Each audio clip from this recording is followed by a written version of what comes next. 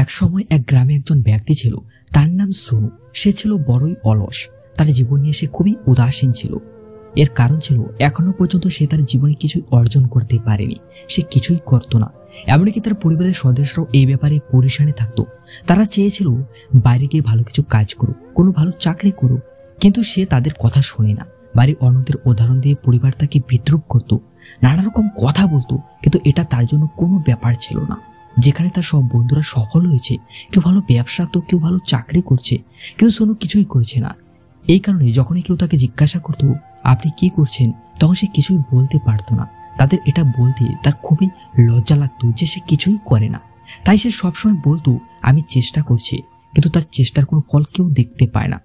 দেখতে দেখতে এমন সময় এসে গিয়েছিল সোনু সবার সামনাসামনি হওয়া এড়িয়ে চলতো, যাতে কেউ তাকে জিজ্ঞাসা না করে আপনি কি করছেন। যেই কারণে কখনো কারো সামনে সে যেত না। ধীরে ধীরে তার মন খারাপ হয়ে যেতে লাগলো। অনেক নিরাশে কাটছিল তার দিন। তার কাছে জীবনটা এখন বোঝা মনে হচ্ছে। সেই কারণে নিজেকে সে খুবই একা অনুভব করছে। একদিন তো তার মনে এমনই বিচার তৈরি হলো, আমার হাতে তো কিছুই নেই, আমি এখন কি করতে পারি। একা একা বসে সে কাঁদতে লাগলো এবং ঈশ্বরকে দোষ দিতে লাগলো। একদিন সে লুকিয়ে লুকিয়ে বাড়ি থেকে বের হয়ে যাচ্ছিল। ঠিক তখন সে পথে দেখতে পেলেন একজন বৌদ্ধ ভিক্ষু মানুষকে উপদেশ দিচ্ছিলেন। তিনি দুঃখের কথা বলছিলেন। সোনু কিছুক্ষণের জন্য লুকিয়ে দাঁড়িয়েছিলেন যাতে কেউ তাকে দেখতে না পারে, এবং সে চুপচাপ বৌদ্ধ ভিক্ষুর কথা শুনছিলেন। বৌদ্ধ ভিক্ষু তার উপদেশে সবাইকে বলছিল দুঃখই আমাদের জীবনের সবচেয়ে বড় সঙ্গী। দুঃখ আমাদের জীবনের ব্যাপারে বোঝায় এবং আমাদের সঠিকভাবে বেঁচে থাকার উপায় বলে। সে আমাদের গুরুর মতো, তার কাছ থেকে আমাদের শেখা উচিত। আপনি চাইলে তাকে গুরু বানাতে পারেন এবং কিছু শিখতে পারো। আবার চাইলে আপনার দুঃখের উপর বসে কান্না করতে পারেন, কিন্তু তাতে আপনার কোনো লাভ হবে না, বরং আপনি দিন দিন আরো দুর্বল হয়ে যেতে থাকবে, উদাস হয়ে যেতে থাকবে। সোনু বৌদ্ধ ভিক্ষুর এইসব কথা লুকিয়ে লুকিয়ে শুনছিল। যখন এই বৌদ্ধ ভিক্ষুর কথা শেষ হলো, তখনই সে সাথে সাথে বৌদ্ধ ভিক্ষুর কাছে যায় এবং তাকে প্রণাম করেন এবং বলেন, হে মহাত্মা, আপনি কিছুক্ষণ আগে বললেন দুঃখকে গুরু বলছিলেন। দুঃখ থেকে আমাদের শিক্ষা নিতে হবে, কিন্তু আমি তো আমার দুঃখ দ্বারা পরিশানি আছি। আমি যে এতদিন দুঃখ সয়ে যাচ্ছি, এটা তো আমার কাছে কখনোই মনে হয়নি যে আমার কষ্ট আমাকে কিছু শেখাচ্ছে। কিন্তু আমার সবসময় মনে হয় সে আমাকে আঘাত করে যাচ্ছে, কষ্ট দিচ্ছে। কিন্তু দুঃখ বেদনা এখন মনে হচ্ছে এটা খুবই ভয়ঙ্কর। এখন মনে হচ্ছে আমার জীবন শেষ হয়ে যাবে, আমি কিছুই পাবো না, এমনকি মৃত্যু আমার কাছে কম মনে হয়। যখন লোক এটা বলে তুমি কি করছো, মানুষ ঠাট্টা করে, তখন ক্লান্ত মনে হয়, খারাপ লাগে, এবং আমি তাদের কিছুই বলতে পারি না। সোনুর কাছ থেকে এইসব কথা শোনার পর বৌদ্ধ ভিক্ষু বললেন, পুত্র, তোমার কিসের দুঃখ, তুমি এসব কথা কেন বলছো? সোনু তার সাথে ঘটে যাওয়া সব কথা একে একে খুলে বললেন এবং বললেন, হে মহাত্মা, আপনার কাছে কি আমার এই দুঃখের সমাধান আছে? সোনুর কাছ থেকে এইসব কথা শোনার পর বৌদ্ধ ভিক্ষু মুচকি হাসলেন এবং বললেন, পুত্র, যখন তোমার জীবনে সত্যিকারের দুঃখ আসবে, তখন তুমি আমার কাছে এসো, আমি অবশ্যই সমাধান করে দেব। সোনু বৌদ্ধ ভিক্ষু এইসব কথা শুনে একটু অবাক হলেন। সে এখনো পর্যন্ত এটা বুঝে উঠতে পারছে না এতদিন যে সে দুঃখ সয়ে আসছে এটা প্রকৃত দুঃখ নয়। এরপর সে নিজেকে বলল, যখন আমি নিজেকেই বুঝতে পারিনি, তো বৌদ্ধ ভিক্ষু আমাকে কি বোঝাবে? এতটুকু ভেবে সে সেখান থেকে চলে গেল। সবার বিদ্রুপ শুনতে শুনতে সে যথেষ্ট পরিশানি ছিল। সে খুবই বিরক্ত ছিল। এরপর সে নির্ণয় নিল, বাস অনেক হয়েছে, এখন আমাকে কিছু করে দেখাতে হবে। সে তার পিতার কাছে গেল, কিছু টাকা নিল। সেই টাকা দিয়ে সে ব্যবসা শুরু করে দিল।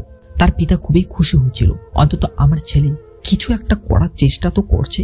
কিন্তু ব্যবসায় তার কোনো সফলতা পাচ্ছিল না। সেই কারণে সে খুবই হতাশা ছিল। সে এতটাই বিরক্ত ছিল যে সে বুঝে উঠতে পারছে না। সে ভাবছিল তার কি করা উচিত, কিভাবে তার ব্যবসাকে এগিয়ে নিয়ে যাবে।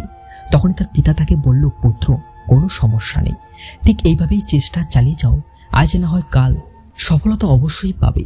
পিতা যা বলছে সোনু তার পিতার কথা শুনল এবং ব্যবসায় আগের চেয়ে অনেক বেশি পরিশ্রম করতে শুরু করে দিল এবং ধীরে ধীরে সাফল্য পেতে থাকে।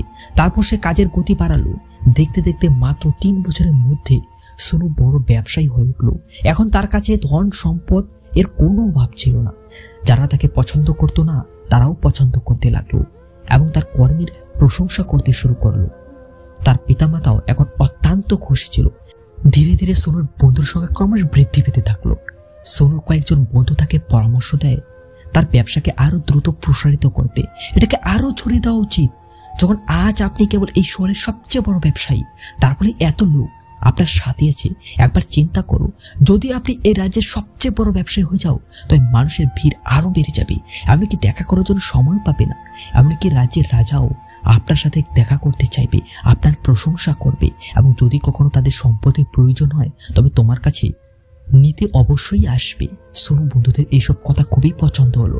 সোনু ভাবলো যে আমার বন্ধুরা আমাকে ভালো কথাই বলছে, আমার ব্যবসাকে সঠিকভাবে প্রসারিত করা উচিত, তবেই তো সবাই আমার সম্পর্কে জানতে পারবে, চিনতে পারবে।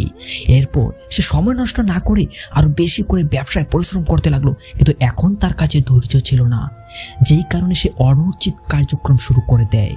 যেন তার ব্যবসা যত তাড়াতাড়ি সম্ভব বড় হয়ে যায়, সে অনেক মানুষের কাছ থেকে অনেক পরিমাণে অর্থ ধার নেয়, অনেক ঋণ নেয়।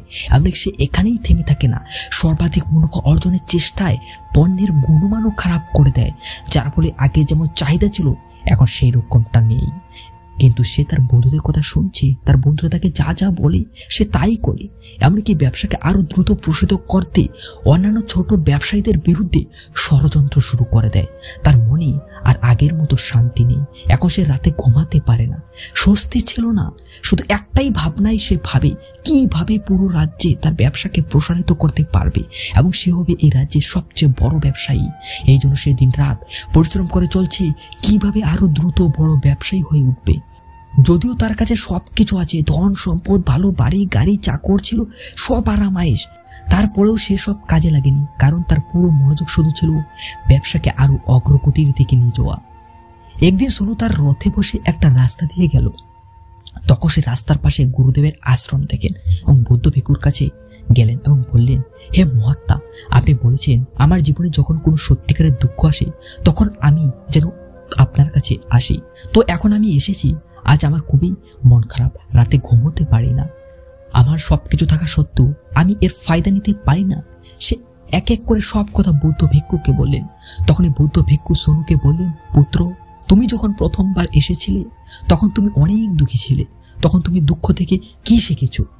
তার জবাবে সোনু বৌদ্ধ ভিক্ষুকে বললেন, হে মহাত্মা, যখন আমি জীবনে সবকিছু করতে পারছিলাম না তখন আমি আমার দুঃখ থেকে এটা শিখেছি যে কেবল চিন্তা করলেই কিছু হবে না, এর জন্য কিছু করতে হবে, এবং শুধুমাত্র কিছু কাজ করলেই আমাদের সফল করে না, এটাকে বাস্তবিত করা আমাদের সফল করে তোলে।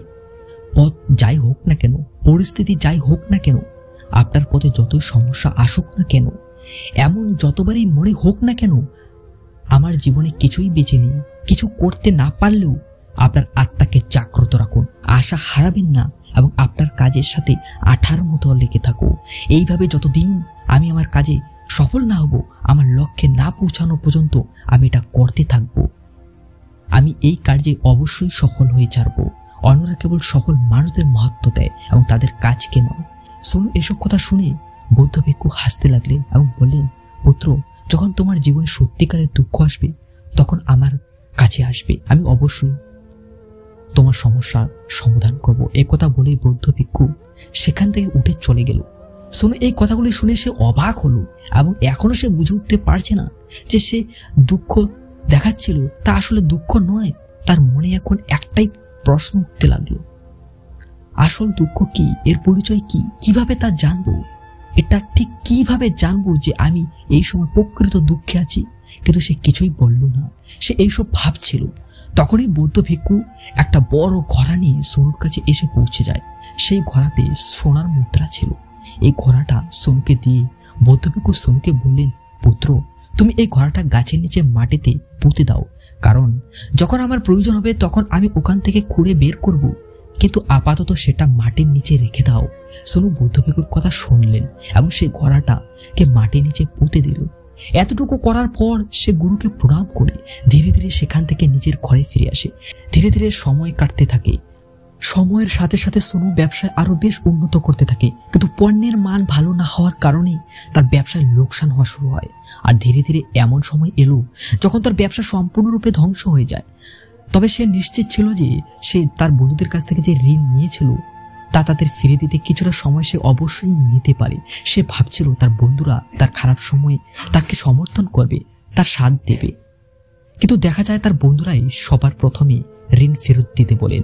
যখন সে এটা করতে শুরু করে তখন সোনু বুঝতে পারে তার সাথে কেউ নেই। ঋণ পরিশোধের জন্য কিছু সময় চেয়েছে সে তার বন্ধুদের কাছ থেকে, কিন্তু সোনুর বন্ধুরা কেউ তাকে ফেরানোর সময় দেয়নি, বরং তাকে প্রাণনাশের হুমকি দিতে থাকে। সোনু তার বন্ধুদের কাছ থেকে এইসব শুনে সে অবাক হয়ে যায়। সে ভাবছিল সবকিছু তার বিপরীত হচ্ছিল। সে ব্যবসার কারণে তার অনেক বন্ধু তৈরি হয়েছিল, এত শুভাকাঙ্ক্ষী হয়েছিল, তারা সবাই এখন তার থেকে দূরে সরে যাচ্ছে, সবাই তার হাত থেকে মুক্তি চাচ্ছে। ধীরে ধীরে তাকে সমর্থন করতে চায় না। তার সমস্ত সম্পদ নিলামে পরিণত হলো। এখন তার কাছে কিছুই ছিল না। সে একদম রাস্তায় নেমে গেল। সে হার মেনে তার পিতামাতার কাছে গেল। পিতাকে বলল, পিতা আমাকে সাহায্য করো, আমার অনেক ঋণ আছে, সেগুলি ফিরিয়ে দিতে হবে, দয়া করে আমাকে কিছু টাকা দাও। তার পিতা সোনুকে বলল, পুত্র আমার কাছে এই একটি ছোট ঘর, যদি আমি এটাও দিয়ে দিই, বিক্রি করে দিই, তবে আমি তোমার মাকে নিয়ে কোথায় থাকবো? আমাদের কেউ দাঁড়ে দাঁড়িয়ে ঘুরতে হবে, রাস্তায় ভিক্ষা করতে হবে। যা কিছু আছে তা দেওয়ার পর এটাই একমাত্র, তাই আমি তোমার কাছে ক্ষমা প্রার্থী। পিতামাতার কথা শুনে সোনু চুপ করে রইল। সে এখান থেকে চলে গেল আর ভাবছে মনে মনে, এখন আমার কিছুই বেঁচে নেই, যা ছিল সব লুট হয়ে গেছে, বরবাদ হয়ে গেছে। এখন আমি বেঁচে থেকে কি করব? আমার কাছে এখন একটাই রাস্তা আছে, যেভাবে আমি আমার ঋণগ্রস্তদের কাছ থেকে মুক্ত হতে পারি। এই ভেবে সে একটা উঁচু পাহাড়ে গেল। পাহাড়ে উঠতে যাচ্ছিল, ঠিক তখনই তার মনে পড়ল সেই বৌদ্ধ ভিক্ষুর কথা। তিনি বলেছিলেন, যখনই সত্যিকারের কষ্ট তোমার জীবনে আসবে তখনই আমার কাছে আসবে, আমি তোমার সমস্যার সমাধান করব, নিশ্চয়ই একটা সমাধান বের করব। এটা ভেবে সোনুর মনে আবার বিশ্বাসের তরঙ্গ তারা আশা ছড়িয়ে যায়। সোনু সঙ্গে সঙ্গে ওই বৌদ্ধ ভিক্ষুর দিকে ছুটে গেল। সোনু তার কাছে এসে প্রণাম করলো, তার সাথে যা যা হয়েছে সব খুলে বলল। হে মহাত্মা, আপনি বলেছিলেন সত্যিকারের দুঃখ যখন আমার উপর আসবে তখন আপনি অবশ্যই এর সমাধান করবেন। সোনুর কাছ থেকে এসব কথা শুনে তিনি মুচকি হাসতে লাগলেন এবং বললেন, পুত্র সত্যিকারের দুঃখ যখন তোমার জীবনে যদি আসে তবে অবশ্যই আমি এর সমাধান বের করব। ধৈর্য ভেঙে যায় সোনুর এসব কথা শুনে। আজ পর্যন্ত আমি যত কষ্ট পেয়েছি এটা কি দুঃখজনক নয়? বৌদ্ধ ভিক্ষু সোনুকে বলেন, পুত্র আগে বলো তোমার কষ্ট থেকে কি শিখেছো? সোনু বৌদ্ধ ভিক্ষুকে বলল, হে মহাত্মা, আমি শুধু এটাই দেখেছি যে লোক সফলতার সময় অনুসরণ করে যোগ দিতে চায়, তারা অবশ্যই তোমাকে ঠকাবে, কারণ এই ধরনের মানুষ খারাপ সময়ে তোমাকে সমর্থন করবে না, বরং সে শুধু তোমার সুবিধা নেওয়ার চেষ্টা করবে। এই জন্য এদের উপর ভরসা করবে না। কিন্তু যারা তোমার ব্যর্থতার সময়, খারাপ সময়ে তোমার সাথে থাকবে, তারাই তোমার প্রকৃত বন্ধু। এমন লোক অনেক কম পাওয়া যায়, এবং যদি কারো এমন বন্ধু মিলে তবে অবশ্যই তাকে সবসময় মূল্য দেবে। এরপর বৌদ্ধ ভিক্ষু সোনুকে বলে, যখন তুমি কোনো কাজ করবে তখন পুরো সততার সাথে করবে, ধৈর্য রাখো, লোভ করবে না, নিজের লক্ষ্যে পৌঁছানোর জন্য ষড়যন্ত্র করবে না, কারণ এসব করার ফলে তোমার সাথে খারাপ হবে এবং তোমার সব সময় লোকসান হবে। সব কথা শোনার পর বৌদ্ধ ভিক্ষু একটি গাছের নিচে গেলেন। গর্ত করে সেই ঘোড়াটা উঠে সোনুর হাতে দিয়ে দিল। তাতে সোনার মুদ্রায় ভরা ছিল। সেটা সোনুর হাতে দিয়ে দিয়ে বৌদ্ধ ভিক্ষু বলে, নাও, এটা ধরো, এবং যখন তোমার জীবনে আসল দুঃখ আসবে তখন তুমি আবার আমার কাছে আসবে, তখন আমি এর সমাধান অবশ্যই করব। সোনু আবারও আশ্চর্য হয়ে গেল। এখনো সে বুঝে উঠতে পারছে না সত্যিকারের দুঃখটা আসলে কি। সে তার হাতে সোনার মুদ্রা ভরপুর ঘোড়াটার দিকে দেখে, এটা দেখার পর সে মনে মনে বলল, চলো এবার যাই হোক, কিছুটা স্বস্তি অবশ্যই পাওয়া যাবে। আমি তার সাহায্যে বন্ধুদের ঋণ ফিরিয়ে দিতে পারবো এবং আবার আমি নতুন করে ব্যবসা চালু করতে পারবো। যেই কারণে সে বৌদ্ধ ভিক্ষুকে প্রণাম করলো, তাকে ধন্যবাদ জানিয়ে সেখান থেকে চলে গেল। সোনু সেই সোনার মুদ্রার সাহায্যে সবার ঋণ ফিরিয়ে দিল। ব্যবসা ছোট ছিল, কিন্তু এখন সে আগের তুলনায় সোনু অনেক খুশি ছিল। সে পুরো সততা, ধৈর্য, পরিশ্রম এবং নিষ্ঠার সাহায্যে কাজ করে যাচ্ছিল, এবং দেখতে দেখতে সে কিছুদিনের মধ্যেই আবার সে একজন বড় ব্যবসায়ী হয়ে ওঠে। এখন সে খুব খুশি ছিল, কারণ এখন সে নিষ্ঠার সাথে কাজ করছিল এবং কারোর জন্য কোনো ষড়যন্ত্র রচনা করেননি, কোনো প্রকার লোভ করেননি। এবং যে ভাবে আপনি ধনী হতে থাকবে, যেভাবে আরো তুমি অর্থবান হয়ে উঠবে, আপনার মনে একটা ভয় তৈরি হতে থাকবে, তাহলে কোনো কারণে সেই ধন হারিয়ে না যায়। সেই কারণে আপনারা দান করতে শুরু করে দাও, পুণ্য করা শুরু করে দাও, মানুষকে সাহায্য করো, কারণ আপনার জীবন যেন কখনো দুঃখ না আসে। কিন্তু এই জীবন সুখ আর দুঃখের সঙ্গম স্থল, যেই কারণে সবাইকে সুখ এবং দুঃখের সাথে জীবন কাটাতে হয়। এই কারণে সোনুর জীবনে আবার এক দুঃখ তৈরি হলো। এবার তার মাতা পিতা দুজনেই মৃত্যু হয়ে গেল। সোনু তার মাতা পিতাকে খুবই ভালোবাসতেন, সেই কারণে সোনু গভীরভাবে মর্মাহত হলেন। যখন সে শেষবারের মতো তাদেরকে দেখছেন তখন তার মনে হাজারো প্রশ্ন জন্ম হতে লাগলো। সোনু নিজের ঘরে ফিরলো। ঘরে ফিরে দেখলো যে সম্পদের জন্য সে সবসময় মারামারি ঝগড়া করত, আজ তাকে দেখাশোনা করার মতো কেউ ছিল না।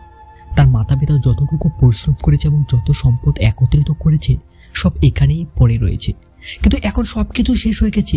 সোনুর মন এখন খুব অস্থির বোধ করছিল। তার মনে এমন অনেক হাজারো প্রশ্ন উকি মারতে থাকে এবং সে নিজেকে খুঁজে পায় খুবই একা বোধ করছিল, টেনশন অনুভব করছিল। সে ওদিক ওদিক তাকালো কিন্তু কিছুই বুঝতে পারছিল না। তখনই ওই বৌদ্ধ ভিক্ষুর কথা মনে পড়লো এবং সঙ্গে সঙ্গে তার দিকে ছুটে যায়। সোনু বৌদ্ধ ভিক্ষুর কাছে পৌঁছে গেল। তাকে দেখতে পেয়ে বৌদ্ধ ভিক্ষু সোনুকে একটা প্রশ্ন করলো এবং বলল, কি ব্যাপার পুত্র, আবারও কি দুঃখ পেয়েছো? সোনু বলল, না না গুরুদেব, আজ সব ঠিক আছে, কিন্তু আজ আমার পিতামাতা মারা গেছেন এবং আমি খুব একা অনুভব করছি। আমার খুব খারাপ লাগছে, আমার মনে হচ্ছে আমি একদম খালি হয়ে গেলাম। তখনই বৌদ্ধ ভিক্ষু সোনুকে বলল, পুত্র, তাতে দুঃখ পাওয়ার কি আছে? এটা জীবন, একদিন সবাইকেই যেতে হবে। এখানে কেউ থাকতে আসেনি এবং না তো কেউ থাকতে পারবে। সবাইকে একদিন মৃত্যু হতে হবে এবং মৃত্যু কখন আসবে সেটা কেউ জানতে পারবে না। এমনও হতে পারে কাল বা আজ বা এখনই মারা যেতে পারো। একথা শুনে সোনু অবাক হয়ে যায়। সে বৌদ্ধ ভিক্ষুকে বলেন, মহাত্মা, আপনি কি বলছেন? আমি তো এখন ছোট, আমাকে এখনো সারা জীবন বাঁচতে হবে। আমি বাঁচতে চাই, কিছু করতে চাই। আপনি বলেছেন যে কোনো সময় মৃত্যু হবে। তখনই বৌদ্ধ ভিক্ষু সোনুকে বলল, পুত্র, এই ভ্রমে থেকো না। মৃত্যু শুধু বৃদ্ধরেই আসে, এই চিন্তায় বাঁচো না। বৃদ্ধর সামনেও তো ইয়াং বাচ্চারাও মারা যায়। মৃত্যু কখন কারো বয়স দেখে আসে না, না তো কাউকে বলে আসে। এইসব কথা বৌদ্ধ ভিক্ষুর মুখে শুনে সোনু আরো অস্থির হয়ে ওঠে এবং সে চুপচাপ চলে গেল এবং তার মনে শূন্যতা তখনও আগের মতোই ছিল। সে খুব একা বোধ করে। তারপর থেকে তার মন ব্যবসায় লাগছিল না। যখনই সে কোনো কাজ করত তখনই তার মনে অনেক প্রশ্ন জেগে ওঠে। সে কি করছে, কেন করছে, তার মনে এখন আরেকটি প্রশ্ন উঠতে শুরু করে। আমরা এখানে এসেছি শুধুমাত্র এই কারণে, জীবনে দুঃখ কষ্ট ভোগ করে একদিন মৃত্যুকে প্রাপ্ত করতে। সে এটা বুঝতে পারছে না জীবনের প্রকৃত অর্থ কি। তা নিয়ে সে অনেক বিদ্বান ব্যক্তিকে বললেন, কিন্তু কোনো উত্তর খুঁজে পেলেন না। তখন তার দুঃখ আরো তীব্র হলো, মনের দুশ্চিন্তা আরো বেড়ে গেল। কি করবে বুঝে উঠতে পারছিল না। সে কোথায় যাবে এবং কাকে জিজ্ঞাসা করবে। তখনই তার বৌদ্ধ ভিক্ষুর কথা মনে পড়ল। সোনু আবারও বৌদ্ধ ভিক্ষুর কাছে পৌঁছালেন এবং তার সব মনের কথা খুলে বললেন। তখনই বৌদ্ধ ভিক্ষু মুচকি হাসলেন এবং সোনুকে বললেন, পুত্র, আজ জীবনে প্রথমবারের মতো সত্যিকারের দুঃখ উদয় হয়েছে তোমার জীবনে। আসলে এটাকেই আমরা আসল দুঃখ বলতে পারি। আমার জানা নেই কোথায় যাচ্ছি, কেন যাচ্ছি, কেন আমি তা করছি। করুন হে মহাত্মা, আমার দুঃখের সমাধান করুন, আমাকে এই দুঃখ থেকে মুক্তি দাও। তখন সেই বৌদ্ধ ভিক্ষু সোনুকে বলল, আমাদের সবার মধ্যেই রাগ, লোভ, অতিরিক্ত মুনাফা লাভের মতো অনেক ইচ্ছা আমাদের মনের মধ্যে বসে আছে, যেই কারণে আমাদের জীবন টুকরো টুকরো হয়ে যায়। আমাদের চেতনা কখনো এক হয় না, আমরা ভাবতে পারি না, বুঝতে পারি না, আর আমাদের এনার্জি পাওয়ারও সম্পূর্ণ আলাদা হয়ে ছিন্ন ভিন্ন হয়ে যায়। আজকাল আমাদের কাছে তো পর্যাপ্ত সময় নেই কিছুক্ষণের জন্য নিজেকে দেখতে, নিজেকে বুঝতে। বাস্তবে তো সারা জীবনেই সবাই শুধু কষ্ট আর কষ্ট করে বিলাপ করতে থাকে। তার সমাধানের জন্য সব রকম প্রচেষ্টা করি, কিন্তু আমরা যাকে দুঃখ ভাবি তা আসলে দুঃখ নয়। তাহলে এর সমাধান কোথায় পাবো? পরিস্থিতি, যার কারণে আমরা নিজেদেরকে অসুখী মনে করি, নিজেকে নিজে মূর্খ ভাবি। যখনই আমরা কোনো পরিস্থিতি থেকে বের হই, আপনি অন্য কোনো পরিস্থিতিতে আবার ফেসে যাই। আর যখন এইসব পরিস্থিতিতে হার মেনে নেই, যখন আমাদের মনে হয় যে আর কোনো রাস্তা বেঁচে নেই, তখন আমাদের সামনে একটি রাস্তা বেঁচে থাকে, তা হলো মৃত্যু। কিন্তু এটা কোনো সমাধান নয়। তাই আপনি যদি সত্যি আপনার সমস্যার সমাধান করতে চাও, তবে তুমি নিজেকে একত্রিত করো। এই পৃথিবীতে আপনার শক্তি ব্যবহার করতে শেখো, নিজের উপর ফোকাস করো। মৃত্যুর আগে নিজেকে জানো, নিজেকে বিচ্ছিন্ন হতে দেবে না। তারপর সোনু বৌদ্ধ ভিক্ষুকে বলল, ভত্তা, আমাদের কি ইচ্ছা পূরণ করা উচিত নয়? বৌদ্ধ ভিক্ষু সোনুর এই প্রশ্নের উত্তর বললেন, আমাদের কারো সাথে সংযুক্ত করা উচিত নয়। আমাদের ইচ্ছাকে হত্যা করতে হবে, কারণ সম্পদ জমা করা উচিত নয়। তাতে সন্তুষ্ট থাকো। মানুষের ইচ্ছা, কামনা এবং লালসা এমনই হয় যেমন পাহাড় থেকে পড়া ঝর্ণা, নিজের উপর নিয়ন্ত্রণ নেই, দেখতে থাকা ছাড়া আর কিছু করার থাকে না। কিন্তু যখন আপনি নিজের প্রতি মনোযোগ দিতে শুরু করেন, তখন আপনি নিজেকে চিনবেন, নিজেকে বুঝবে, হ্যাঁ তাহলেই আপনি এটি নিয়ন্ত্রণ করতে পারবে। ইচ্ছাগুলিও আপনার নিয়ন্ত্রণে থাকবে এবং তারপর আপনি যা চাইবে তাই করতে পারবে। গুরুদেবের এইসব কথাগুলি শুনুন। গুরুদেবকে বললেন, মহাত্মা আপনাকে অনেক ধন্যবাদ, সবচেয়ে বড় সমস্যার সমাধান হয়েছে আজ। গুরুদেব বললেন, মানুষের শরীরে প্রচুর শক্তি আছে, ক্ষমতা আছে, কিন্তু তা বেকার অকাজে লেগে যায়, যেই কারণে আমাদের জীবনও বেকার হয়ে যায়, বেকার জিনিসে চলে যায়। কিন্তু কখনো আমরা সেসব জিনিস তেমন মন দেই না, আমাদের সেই শক্তিকে একত্রিত করি না, নিজের উপর কখনো ধ্যান দেই না। জীবনে সব সময় ঈশ্বরের কাছে প্রশ্ন করতে থাকি, আমার জীবনে এত দুঃখ কেন, আমার সাথে এমন হয় কেন? আমাদের সবার মনে এরকম প্রশ্ন অবশ্যই ওঠে। এর জবাব ঈশ্বর তো আসলে চায় আমরা আমাদের দুঃখের অন্তিম পর্যায়ে পৌঁছাতে পারি, তার গভীরে যেতে পারি, যেখান থেকে আমরা এটা বুঝতে পারি যে মানুষের শরীরে যে শক্তি আছে তার ব্যাপারে আমরা এখনো জানি না। যদি তুমি জানতে চাও, নিজেকে বুঝতে চাও, তবে নিজেকে একত্রিত করতে হবে, অর্থাৎ ধ্যান দিতে হবে। ধ্যানের সাহায্যে সেই দুঃখের সমাধান করতে পারবে। তখনই আপনি নিজেকে চিনতে পারবে, জানতে পারবে এবং জীবনের সব ধরনের সমস্যা এবং দুঃখের সমাধান করতে পারবে।